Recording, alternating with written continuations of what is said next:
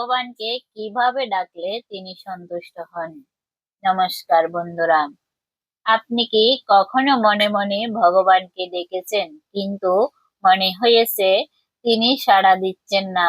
আপনি কি জানতে চান ভগবানকে কিভাবে ডাকলে তিনি সত্যি সন্তুষ্ট হন? কোন ডাকে ভগবান দ্রুত কৃপা করেন? আজকের এই ভিডিওতে আমরা ভগবদ গীতা, মহাভারত ও শাস্ত্রের আলোকে জানাবো ভগবানকে ডাকার সঠিক উপায়, ভুল প্রার্থনা কি, আর কোন ডাক ভগবান কখনোই উপেক্ষা করেন না। ভিডিওটি শেষ পর্যন্ত দেখবেন, কারণ শেষের কথাটি আপনার জীবন বদলে দিতে পারে। 1. ভগবান কি? আমাদের কথা শুনেন। অনেকে বলেন, আমি তো প্রতিদিন ভগবানকে ডাকি, তবুও কিছু হয় না। কিন্তু বন্ধুরা, ভগবান শব্দ শুনেন না, ভাব শোনেন। ভগবদ গীতায় বলা হয়েছে, ভগবান হৃদয়ের ভক্তি গ্রহণ করেন, মুখের উচ্চারণ নয়। আপনি যদি কেবল মুখে ডাকেন আর মনে থাকে সন্দেহ, অহংকার, অভিযোগ, তাহলে সেই ডাক ভগবানের কাছে পৌঁছায় না। অধ্যায় 2, কোন ডাকে ভগবান সন্তুষ্ট হন?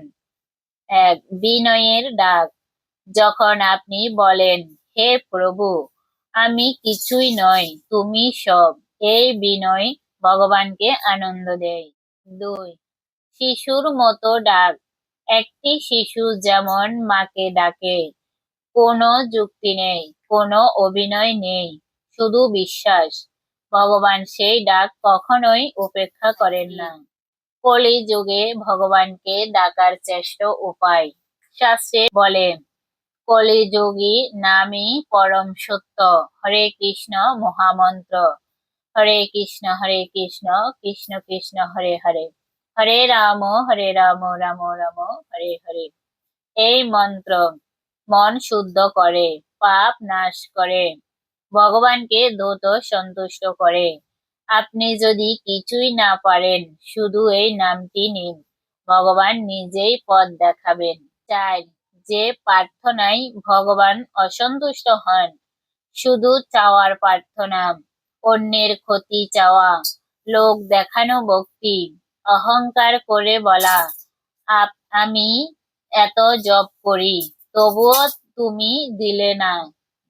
ভগবান আমাদের চাকর নন, তিনি আমাদের রক্ষক ও পথপ্রদর্শক। অধ্যায় 5, ভগবানকে সন্তুষ্ট করার নীরব ডাক। জানেন কি? কিছু ডাক মুখে বলতে হয় না।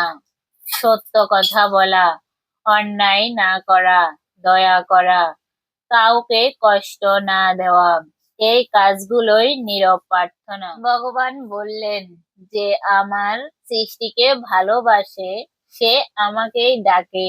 উপসংহার বন্ধুরা, ভগবানকে সন্তুষ্ট করতে বড় বড় মন্ত্র নয়, দরকার বিশ্বাস ভরা হৃদয়।